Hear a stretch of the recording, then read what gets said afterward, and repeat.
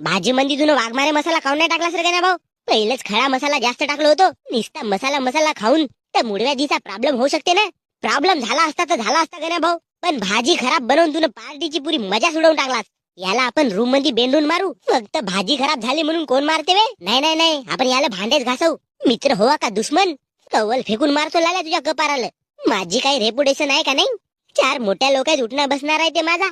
मी भांडे घासीन मग का? तर भाजी चांगली नाही बनली म्हणजे पैसे फुकटचेच गेले ना. नाही जमत तर कायले बनवतो म्हणतेस बे? मार सांगत फिरत होता का मी मुंबईच्या एका हॉटेल मध्ये कुक होतो. हा अन कुक वैदाले बोलून मारू का फूक? तुम्हाला सांगतो या गण्यानं कांदे मुळे नाही आणलं. पैसे दिला होतास मग? डेंगणीच्या मटन किती रुपये किलो आहे ते तुला माहित आहे का? त्यात त्या मसाल्याच्या पुड्या 20 रुपये उधार मागून तर तो सांबार घेतलो मी ना. हे बाय मी तुला पहिलेच सांगतो गण्या भाऊ, मला डेंगणीच्या नको म्हणू. याला बेंडारे रूम मध्ये याचा चांगला पिळसव. पाय डेंग्या मला रागीन आला ना तर या पार्टीच्या भांड्यासकट तुझ्या घरचे भांडे घासतो. साईडला हो काल्या. तुझ्या घरचे भांडे धुवायचे असतील तर ते आण.